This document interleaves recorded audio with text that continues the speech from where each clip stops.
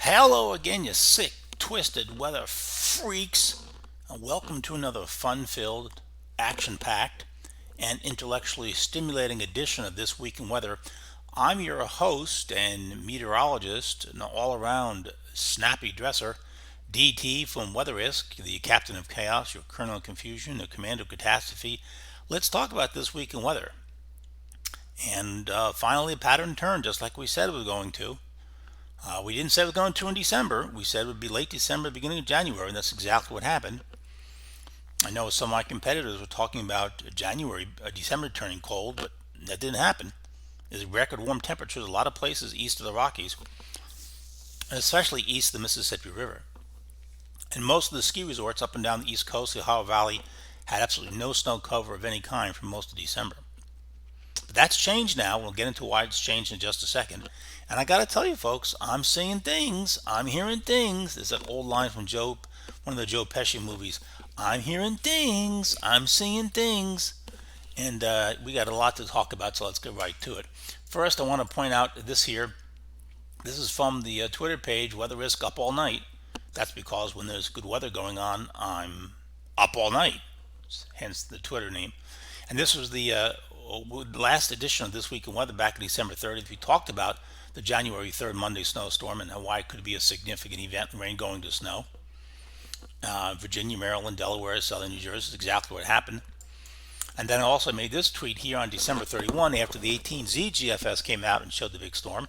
And the GFS did a great job with this storm. I mean, it did a great job with this storm. It was a little heavy on the snow in some places, but only because we had that wet snow and a lot of rain, and it took a while for the snow to start to accumulate, but it did a great job.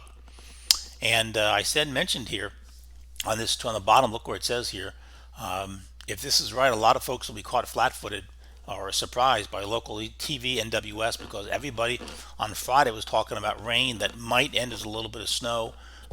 Some of the local NWS offices in Virginia, Maryland were talking about, don't worry, less than an inch of snow. And I kept telling people this had the potential to be a big deal. So anyway, I'm sorry I had the problems with Facebook, but hopefully I fixed it with those ass wipes, and things are working okay now. So as we go into the future here, we have a couple things to talk about. So this here is the Madi and Julian oscillation. This is the MJO. You see what it says in the upper right corner here? MJO. See that? MJO. And what that is this was a weather feature which we've known about meteorologists for a long time. It's about 25, 30 years old. And what it is actually convection thunderstorms, which develop on the equator in the Indian Ocean. You see what we're looking at? There's Australia, there's Africa, okay, Saudi Arabia, there's China. And it moves along the equator in a more or less west to east direction. And as it moves along the equator, heads towards South America, it alters the jet stream pattern.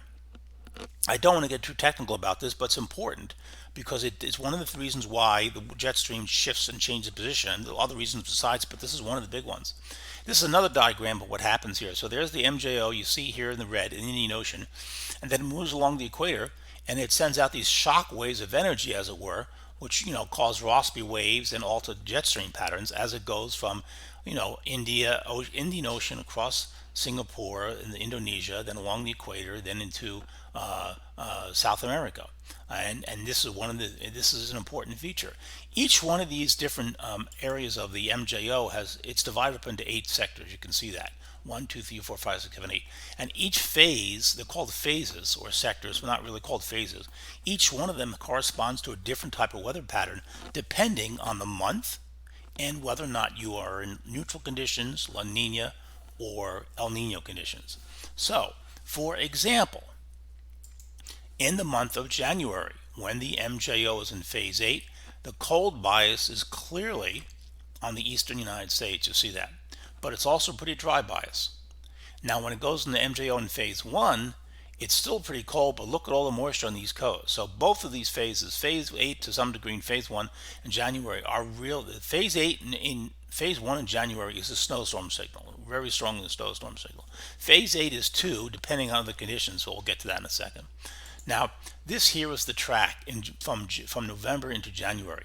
Remember how warm it was in December? and start really November to some degree, but also November.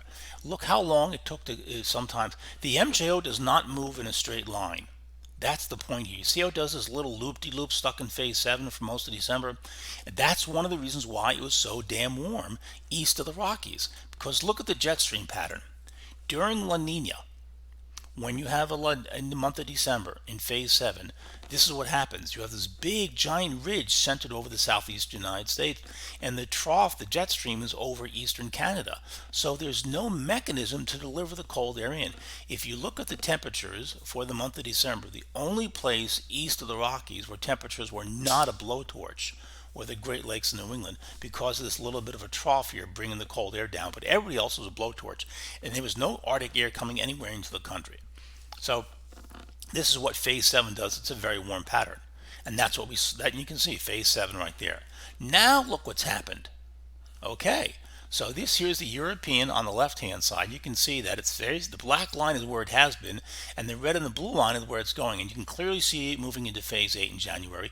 And this one here, this is the Australian model. Let me call this one up. You can see this one here, and again, look what it does. It does in phase 8 in the middle of January, then it does a loop-de-loop in the neutral circle, then it goes back into phase 1 and 2. So that's interesting, of course. Phase 8, phase 1.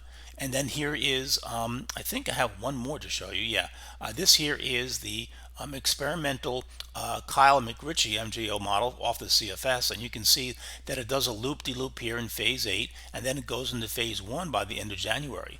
And that's also important because, like I said, that's a pretty strong signal.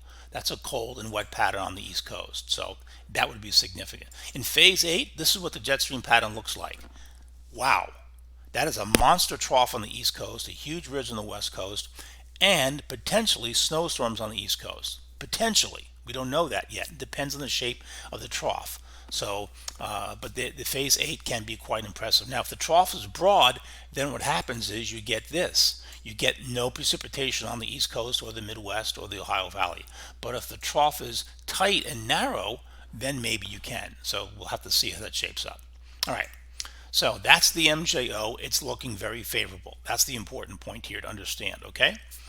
We're in the cold pattern. It's going to stay cold for most of January. How cold, we have to see, but there's no chance, nothing that I see that shows the extreme warmth of December coming back. So don't worry about that. That is not happening. Okay. Now let's talk about teleconnections. So there are 4 teleconnections here, and the red line shows you the Pacific side on the left and then the Atlantic side on the right. So the Atlantic two teleconnections is the Arctic Oscillation and the NAO, and you want both of them to be in the negative phase. The NAO stands for the North American Oscillation, or the Greenland Block, and the AO stands for the Arctic Oscillation, which is blocking up in the Arctic Circle. On the Pacific side here, you have the EPO, the Eastern Pacific Oscillation. That's the ridge in Alaska, and you want that to be negative for cold and snowstorms, and the PNA, which is the ridge on the West Coast, Pacific North America. And that brings the cold air down from Canada and Alaska when this is positive. So what you want to see is this: negative EPO, positive PNA on the Pacific side. On the Atlantic side, your teleconnections or jet stream patterns, that's really what we're talking about with teleconnections, jet stream patterns, the negative NAO and the negative Arctic Oscillation. All right, let's take a look at our forecast. Here's the Atlantic side. So here we have the Arctic Oscillation, and then down here in the bottom, the North American Oscillation. Notice what happens. The black line is where it has been. So there's the projection. Then around January 14th or 15th, the Arctic Oscillation crashes. You see that? See how it crashes? Right here. Let me see if I can call up an arrow so you can see what I'm talking about here. There you go, right there. You see how it crashes? Same thing. And then down here also the same thing. Look what it does. Here's the positive, and then boom, the North American Oscillation crashes right here. You see that? There you go. So let's take a look at the Pacific side.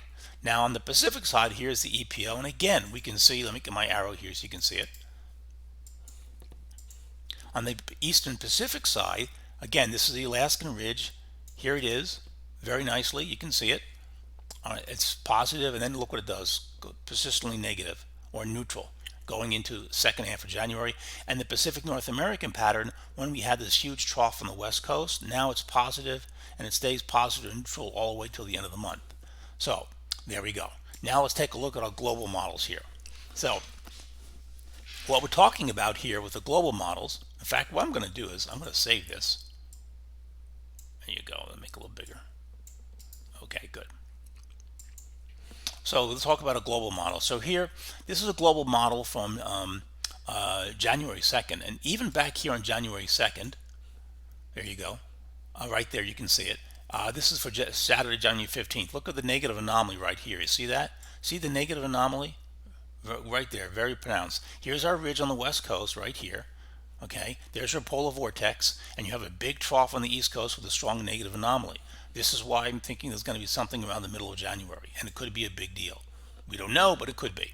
Okay, let's take a look at the pattern. Now this is January 9th.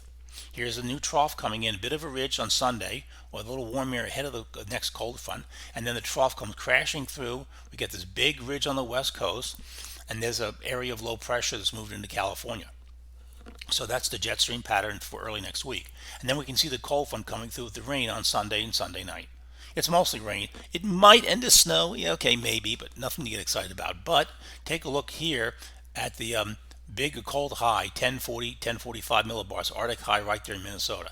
This is cold shit, folks, coming southward. A lot of strong north winds here bringing the cold air in. So I just want to point that out to you. Okay.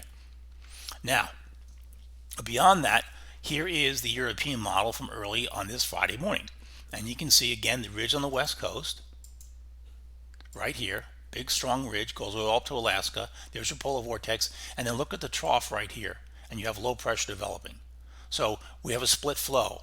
The pattern, you can see one jet stream going like this and another one going over the ridge and down. So this is high pressures in this area right here, and this piece of energy is developing in the southern jet stream. And that's what I'm concerned about. And if we look at the next set of models here, now this is the midday Friday afternoon 12Z GFS. Now, a lot of things to talk about on this one. First, okay, here's your strong ridge on the west coast, which reaches all the way up to Alaska and Siberia, the Arctic Circle, pulling down the Arctic air. Look at the lines coming out of the Arctic region, straight into Minnesota, Iowa, Missouri. Okay, there's your polar vortex forming, and this is high pressure right along the height lines here. And there's a big disturbance. You see this little X right here in New Mexico and western Texas? That's a disturbance in the southern jet stream. If this black line, which is the northern jet stream energy, and this X meet, you're going to have a snowstorm on the East Coast on January 16th. Are they going to meet? We don't know, but it could. If that happens, then we're going to have a snowstorm on the East Coast. So I just want, that's what I'm worried about. Okay, now this is the 12Z GFS now at 210 hours. What it does is this piece of energy here in Texas kind of merges with the black line. You see it kind of merges here. See what it does is a little piece in Louisiana, kind of a disturbance here. So we get a little bit of something, and there's more stuff in California coming down from over the top of the ridge in California. More systems to worry about down the road. In the meantime, look at the flow coming out of Canada, out of the Arctic region here. Look at this. Straight out of Russia, Siberia, across the North Pole, pulling in. And look at this enormous polar vortex developing and this massive block negative NEO. This got all sorts of potential, this pattern. I am excited. If you like snowstorms, I am excited. And I don't bark and I don't get excited for no reason. But this one has potential, folks, if this is right. Okay. Now, what happens? Well, this is the midday GFS that was showing this. You can see the front comes through on January 14th and 15th, and it has a wave developing on the front. Now, one of the reasons that it's just a wave, it's not a low pressure area, is because it loses this feature here in New Mexico. Now, the GFS has a strong bias for losing systems in the southern jet stream. It does it all the time. So that might not be that weak. This might be a much bigger system what the GFS is showing right now. So keep that in mind. Now here is the GFS Ensemble for January 15th into the 16th. And you can see low pressure. There you go right here. This is a mean, the GFS Ensemble mean right here. Okay, so the colored lines is the jet stream and the black lines is the pressure. So there's your cold high, there's low pressure here, and then on early on January 16th, you have one low here and the coastal low developing on the Carolinas. And that results in a some sort of a snowstorm or East Coast low of some type on January 16th. Now again, because the GFS loses the southern energy here, the system is not very strong. But that we'll see. Again, we have a long way to go to get to this. This is 7.5 days out, so we'll see. But that's just an early analysis of the GFS. Now here is the European at midday on today, January 7th. Look how much stronger this feature is. Look at this. See this right here? Compare this to that. See the difference? That's why the East Coast does better with snowstorms, as on a general rule. The European does better with snowstorms on the East Coast than the GFS does, because it doesn't lose that feature. Now again, look, and also notice the black line here. Southern jet stream is here. Here's the Arctic jet stream pulling in the brutally cold air coming out of Canada into the Midwest on the East Coast. And there's your upper over low becoming the polar vortex, and there's your blocking pattern over Greenland. This is see the split flow here and here? Split flow, big energy of the southern jet stream, Arctic air coming south. This is screaming snowstorm for somebody. So that's what that looks like to me. So there you go. And then if we go here, this is on Saturday, January 15th. That energy in the southern jet stream again is much stronger here, and we compare that to this where it's lost completely. You see how it loses it completely? There's nothing here in Louisiana, and then here there is. So there's your big polar vortex, there's your ridge bringing the cold air in. It's very threatening. And here's the European. Notice the European has a much bigger, more clearly defined system. This is the European Ensemble on January 5th, late 15 to 16, and a much bigger low on the East Coast. So there you go. That's one concern. Now, this here is the European. This is the GFS at 18Z. Okay, so this is the Friday evening GFS, and again, it loses the southern system. It doesn't have anything in the southern jet stream that merges. So what happens is, let me call it up here. So there's your southern energy. There's a northern energy. See how they don't merge? See they stay far apart?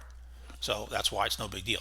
Now, by the time we get to this is the GFS Ensemble here. This is the regular GFS here, right? That's the regular GFS here. And this here is the GFS Ensemble. Notice it has a unified trough here. This is some sort of coastal storm trying to get organized here. So there is that is a big difference. Okay. Let me skip that one. Sorry, this wrong slide shouldn't be there. Okay, so let's go on to the next one here. And this one here is 240 hours out. This is January 17th. So January 17th, the European day 10. Again, we have a split flow.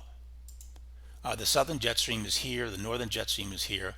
We have we have a strong piece of energy in Washington Pacific Northwest, and then we have this northern energy and the southern energy here. And if these two features meet later on, that has the possibility of becoming a storm as for the East Coast as well. This is the 18Z GFS, and this is January 17th. So we have this huge polar vortex here, brutal Arctic air covering all of the Great Lakes, New England, Northeast, Ohio Valley. This is really cold stuff here, folks. And then here's your negative NEO, very pronounced right here. Look at that. Negative NEO. Enormous ridge here, pulling in the cold air. And look at the split flow. See the southern jet stream, and here's your Arctic jet stream. See the split flow here? See what it does? Now there's the energy in the southern jet stream in California. That's the system for January 20th to 21. Very, very threatening looking winter storm pattern for the East Coast, Mid-Atlantic, Midwest, Ohio Valley, everybody. And then this is 15th. Oh, yeah, and this one probably should not be there, so let me get rid of that slide. Okay, so this sets up January 20th and 21. And here we go. This is the GFS 18Z. Now the whole polar vortex comes crashing southward. It overruns the entire central and eastern U.S. with a brutally cold Arctic air mass, and there's no snowstorm. In this sort of pattern, what happens is this comes southward, so there's no low pressure here. This dominates everything. It's a brutally cold air mass, but there's no winter storm. None. It's just unbelievably cold air, cold and dry. But if you look at the European Ensemble, it doesn't show that. It does not have the vortex coming southward. And you can see here we have, there you go. There's a nice trough here. Here's your polar vortex. Here's your ridge.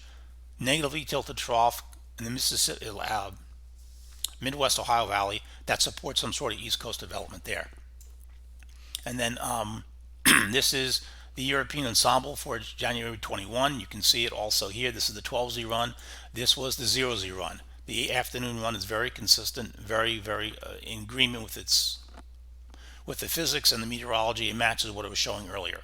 And then this here is the 18Z GFS, and it too shows the trough, but the trough is further to the west. But again, it indicates some kind of winter storm trying to develop on January 18th and 19th. And if we look at the European Ensemble, you can see again January 21, it's got some sort of low pressure on the East Coast. Now this is all very far away and a lot of speculation. So I'm more concerned about this system here for January 15, 16, and then we'll see what happens January 20th or 21. But as you can tell, the pattern is pretty aggressive. It's pretty bullish for winter storms, you know, I'm pretty excited, quite frankly. It's got possibilities. Let's see what happens. It's not at all certain that these are going to happen. These are just possibilities. But, the track record is pretty good. And sometimes you can see events coming out quite a ways when other people don't see it. And that's kind of what I try and do here over at WxRisk. This is meteorologist DT from WxRisk. I'll see you over on the Twitter page and over on the Facebook page.